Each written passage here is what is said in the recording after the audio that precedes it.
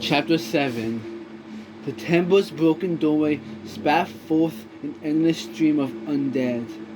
Bobbie and the cleric, both weaponless, were immediately surrounded. Bobbie pushed and punched their attackers, pulling away from the greedy, grasping hands. She narrowly avoided the mob's gnashing teeth. "We have to move," said Bobbie, and she gripped the cleric's arm and tugged. "Come on!" She ran for the stairs, dragging Cleric Avery along behind her.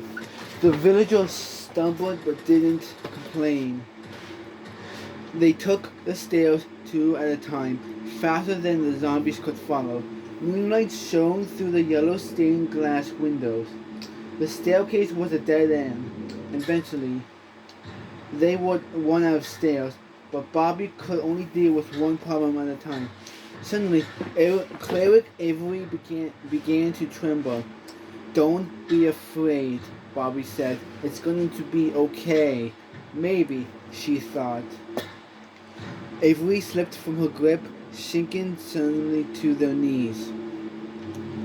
"Don't stop now. We have to keep moving," said Bobbie. "They're right behind us. And you." She squinted to get a better look at the villager in the dim light. "Cleric Avery, are you alright? You look kind of green." Cleric Avery's head snapped up. Their skin was a martyred, moldy shade of green, and their eyes shone an unnatural red, roaring with inhumane threat. The cleric lunged for Bobbie. Bobbie leaped back, panicking. She did the only thing she could think to do. She punched the stained glass window beside her, then dove out of the window and into the night. She only fell a short distance before landing on the temple's stone ledge. It was a long way down. She tried not to look below as she crawled along the edge, intent on putting distance between herself and her undead pursuers. Cleric Avery, frothing in her mouth, stood in the broken window, groaning with frustration and menace. Bobbie choked back a sob. She had known the cleric her whole life. She remembered the potion of healing the cleric had given her when she'd skinned her knee. She recalled the slightly less grumpy than usual look on Avery's face whenever a wandering adventurer left them with just the right ingredient for brewing something new. That person was gone now. Avery must have been bitten by a zombie when they had been surrounded. The change had taken only seconds. She looked at the sky. The storm had ended, and the clouds had moved across the plain. Now she could see the moon, low in the eastern sky. That meant it was still early. The zombies had hours to terrorize the village before the sun would drive them away. For a moment, Bobbie thought about staying on the temple's roof, out of sight, out of the way, out of danger. Then she heard the sound of wood splintering. It was followed by panicking honking and ravenous groans. The horde had broken into another building. They attacked more of her neighbors. And her baby brother was still out there somewhere. Bobbie couldn't afford to hide. She had to act. She hurried across the roof to the far side of the temple, checking to make sure no zombies awaited her below. She slid to the ground. It hurt a little to fall so far, but she could take a little hurt. She knew now there was no way to survive this night unscathed. Next door was the smithy, where she'd been the weaponsmith working on a sword before the siege had begun. She crept onto the open deck, alert for any sign of danger. Peering into a window, Bobbie saw the structure was empty. She hoped the weaponsmith had made it to safety, but she remembered they'd been stubborn about going inside when the rain had started. The zombies might easily have gotten to the weaponsmith before Bobbie had rung the warning bell. There was a new iron sword sitting on top of the anvil. That was some small bit of luck, at least. Armed at last. Bobbie crouched and snuck to the deck's railing.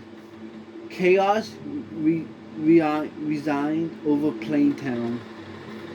The Fletcher's hut had caught fire, casting the whole village in a harsh and eerie light.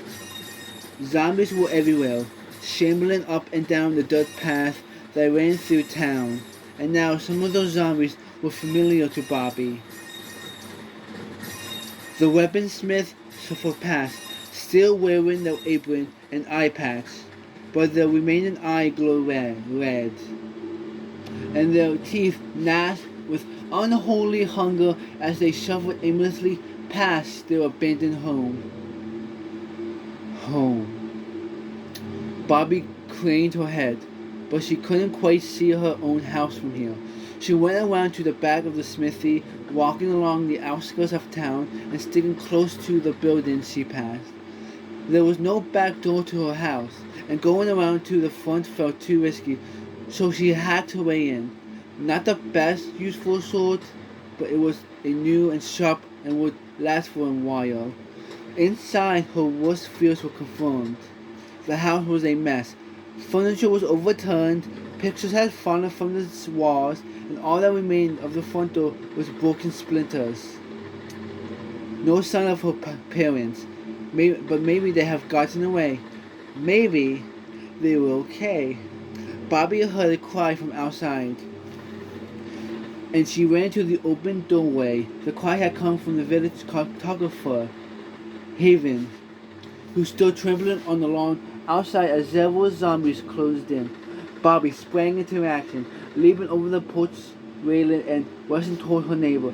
She caught several zombies by surprise, slashing them with her sword and forging them back.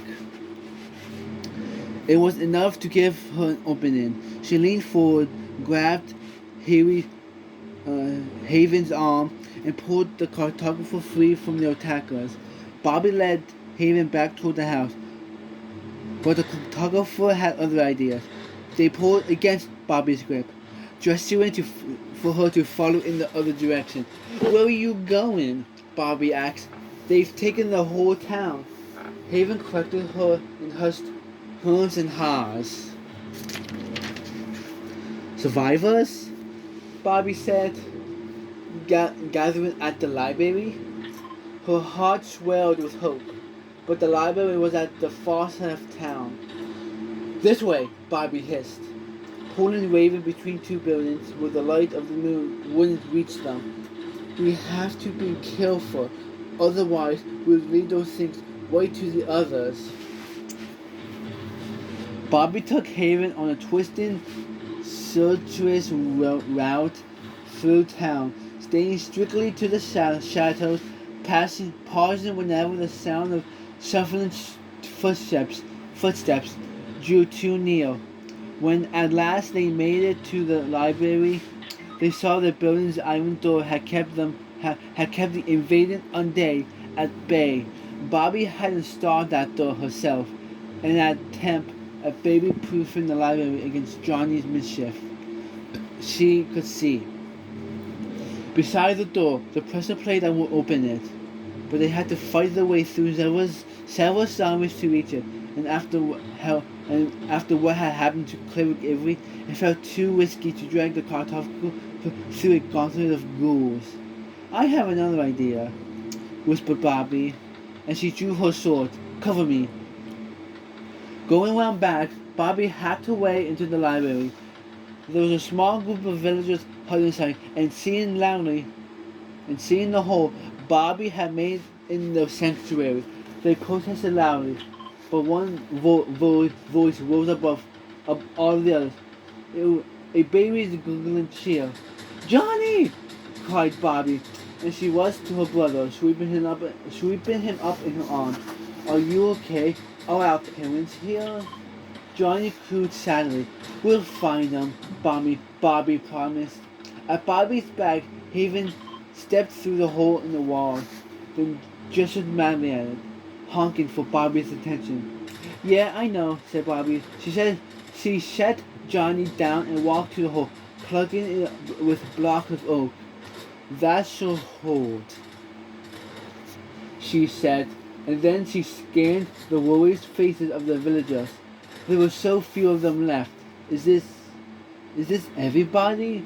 She asked. Farmer Briar muttered sadly, and another villager put a pickaxe in Bobbie's hands. You want me to do what? Said Bobbie. Dig us a tunnel out of the town? She shook her head. We're safer here. I don't think those things can break through an iron door. Besides, there might be other survivors out there. We can't just abandon them. At this, a great cacophony went up, as the villagers argued with Bobbie, with one another, each one of them determined to voice their opinion on the best course of action. That's enough, said Bobbie, adding her voice to the cacophony. She pleaded for calm, for quiet, but no one was listening. When fists pounded against the iron door, the villagers at last fell silent. The inhuman growls left no mystery as to who was on the other side of that door. The banging continues. They can't break through, Bobbie said again. I'm pretty sure.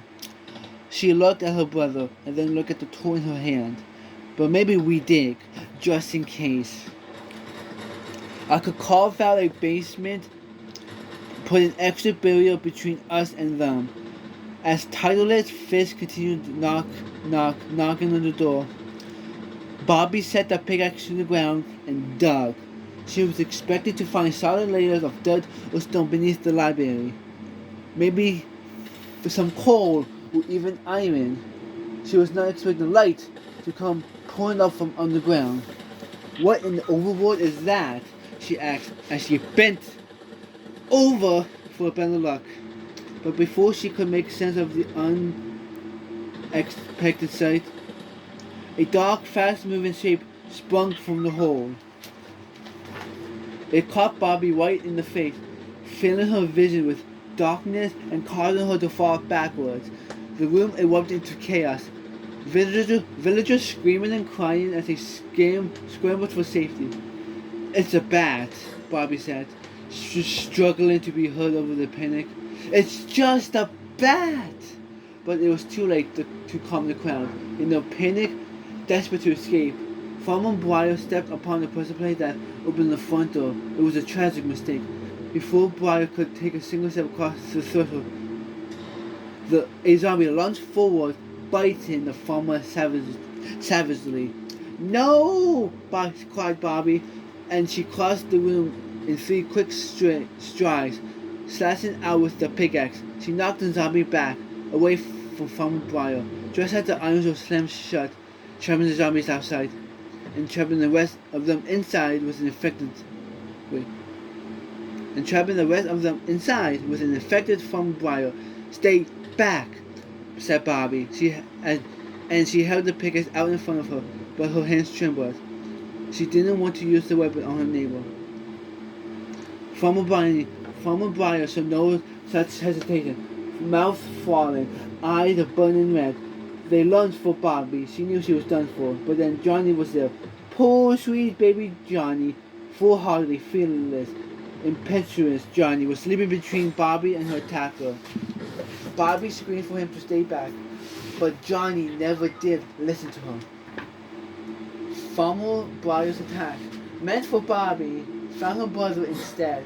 Bobbie reacted quickly, pulling Johnny out of the zombie's grasp. She carried her brother away from danger, toward the back of the library, where she cradled him in her arms, rocking him back and forth. It's gonna be okay, she promised, and she thought it might be true, right until the moment Johnny's eyes turned red. Chapter 8. Bobbie was in a nightmare. None of this was real. That was the only explanation her mind could accept. but her body knew otherwise. When Johnny lunged for her, she instinctively leaped it back. Johnny kept coming though. He gnashed his teeth and slashed at the air. Johnny, it's me! Stumbling backwards. She said, stumbling backwards, staying just out of his reach. You don't want to hurt me. I'm your sister. Johnny leaped, and Bobbie did the only thing she could think to do. She said, blocked the void between them, quickly raising a pillar of oak. Johnny, unable to change his direction mid-leap, slammed into it, falling to the ground. While her brother was dazed, Bobbie quickly dropped more wood, encircling him. It's like when we used to build forts, Johnny, Bobbie said, keeping her voice light and calm. You remember? Johnny only growled. She could see the top of his bald head over the small pen she built. It was open at the top, but try as he might, Johnny couldn't hop high enough to get out. With John no longer attacking her, Bobbie had a moment to catch her breath. She turned to check on her neighbors, but Farmer Brian's infection had spread unchecked through the crowd. The entire group of survivors had been turned. They stood at the iron door, pounding and scraping, trying to escape out into the night. Bobbie ducked between two long bookshelves. Grief and hopelessness struck her like a raging river. She felt like she would drown, but she couldn't give into despair. Not until she seen to her own safety. She blocked off the aisle at both ends, letting the bookshelves on either side of her serve as the walls of her structure. An improvised picnic room made of wood and books. She closed herself in completely, using the last of her wood blocks to assemble a low roof just over her head. The space was small and narrow, more like a coffin than a fortress, but with a torch for light, it wasn't so scary. She could barely hear the growls of her mindless neighbors through the walls. Cold comfort that. Bobbie slumped to the ground alive, but defeated. She plugged her ears, closed her eyes, and wished for sleep to take her, but it never did, and it was a very long night. Chapter 9. Bobbie was in a sort of daze when she realized that sunlight was pouring into the library. The realization hit her like a bucket full of cold water. She didn't know much about zombies, but everyone knew that zombies and sunlight did not mix. And her brother was a zombie now, and as impossible as it seemed, it was true. Needless of any danger that awaited her in the stacks, Bobbie cut her way out of her makeshift shelter. The villagers were all gone. Either they'd finally managed to open the iron door, or they slipped through the hole in the floor. Bobbie quickly plugged that hole, lest some undead creature reached up from below to grasp at her ankles.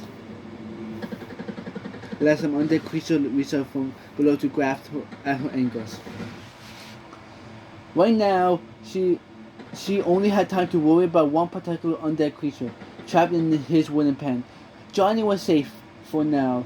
From direct sunlight, she could see the top of his green head turn entirely in an endless clockwise circle as he looked for a way out of his one-block-wide prison. It didn't feel humane to leave him there, so Bobbie blocked the windows, moved a lantern so that its light would better compensate for the lack of sunshine, and then cut away one side of Johnny's enclosure. He lunged for her immediately. Bobbie dodged his grasp, quickly shoving him back into his pen and sealing it up once more. Okay, that was probably my fault, said Bobbie, her breathing ragged and her knees shaken. Yeah, probably should have seen that coming. Johnny, unseen inside his prison, growled with agitation. You're just hungry, aren't you? said Bobbie. Well, I understand, I guess, but you can't eat me. Johnny growled again. "I'm sorry," said Bobbie, "but that's where I draw the line. Maybe that makes me a bad big sister, but so be it." She sighed. "I'm sure I can find you something to eat that's a little less me." Bobbie walked out into the daylight. All was still and quiet, and just for a moment she could almost believe that the previous night had all been a terrible dream. She turned toward the town center where her neighbors left together. There was no one there.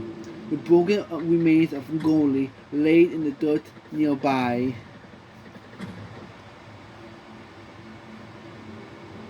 There was nothing left for her of her protector but 4 iron ingots and a poppy flower that looked from this distance almost like a bloodstain on the ground. Last night's fire had burned out, leaving several homes in ruins. The remaining structures had all their doors destroyed. It seemed no one else had escaped the wrath of the zombies. But maybe she could still save her brother. The way Bobbie saw it was just a matter of education. She'd already taught Johnny a lot of things in the time since he'd been born. She taught him not to pull her hair. She taught him to share his toys and not to jump on a bed that was occupied. And she even started to teach him the names for different colors. So teaches him not to eat her shouldn't be too hard. She reasoned. She started with a simple test, setting out a juicy steak in one corner of the library and a fresh baked cookie in another corner. She opened Johnny's pen and before he could react, she hurried across the room to occupy a third corner. Then she waited. Would Johnny go for the dessert? Or would he go for the steak? No such luck. Johnny shambled directly toward her, reaching out as if coming in for a hug. But then, as he got closer, lunging forward with gnashing teeth, Bobbie was ready for this outcome. She covered one hand with an iron boot. It looked funny, and it prevented her from picking anything up, but it at least offered some protection. As Johnny lunged, she held up her arm, intercepted his bite attack with the boot. He gnawed harmlessly on the iron. "Bad baby," she said. "You won't get any food by attacking me. Wouldn't you like a soft, gooey cookie instead?" "Look how defenseless it is." Johnny growled and grumbled as he slobbered on her boot. "And don't talk with your mouth full." After a few days, the constant growling started to give Bobbie a headache. It reminded her of when Johnny used to cry all the hours of the night. She thought a pacifier of some kind might help, but what pacified a zombie? She tried everything she could get her hands on. Honeycomb, a piece of sugar cane, even an M-word, which might have been a choking hazard, if Johnny still needed to breathe. He spat everything out of his mouth immediately. Nothing worked. And then one day she found him sucking a bleached white bone. "Where did you get that?" she asked, and she reached forward to take it from him. He twisted away from her grasping hands, growling at her and holding the bone close. "Oh, fine," Bobbie said, watching her brother gnaw on the bone like it was candy. "It's a little morbid, but at least you're quiet." Johnny slobbered contentedly. With the pacifier to calm him, Johnny grew slightly less aggressive in Bobbie's presence, and she considered letting him out of his enclosure a bit more often. First, she needed to test his instinct for self-preservation. And so, one morning she opened the library's iron door and threw Johnny's favorite bone outside. Johnny followed it, stepping right out into the glaring sunlight. A moment later, he had burst into a flame. Bobbie doused her brother with a ready bucket of water and immediately dragged him back inside. Slightly charred, immediately dragged him and completely wet, growled miserably. "This is for your own good," Bobbie said, and she tied one end of a lead around him. The other end was attached to a wooden post. she said into the library floor. It's just until you figure out how to keep yourself safe. Johnny strained at the rope, determined to go back outside and retrieve the bone, despite the clear and present danger of the sunlight. Bobbie sighed. Something tells me you're going to be on that rope for a very long time. On his lead, Johnny had a bit more freedom to explore the library. Bobbie watched him, just out of his range. What would he do now? What now that he could walk around? Would he pick up an old favorite book? Would he play with the enchanting table or try to climb the bookshelves? Johnny didn't do any of those things. Instead, he knocked the nearest torch off the wall. Hey, said Bobbie. No! Johnny growled. Clearly, he preferred darkness. Well, I need to be able to see, Bobbie said, and she set a new torch nearby. Otherwise, you might be able to sneak up on me. Johnny grumbled. He batted his blood-red eyes sweetly and held his arms for a hug. Oh, said Bobbie, coming closer. Johnny lunged forward, attempting to bite her, but she was just outside his reach. The lead held, and Johnny's teeth closed harmlessly on the air. Bobbie sighed, then leaned over to and patted him on the head. We'll keep working on it, she said.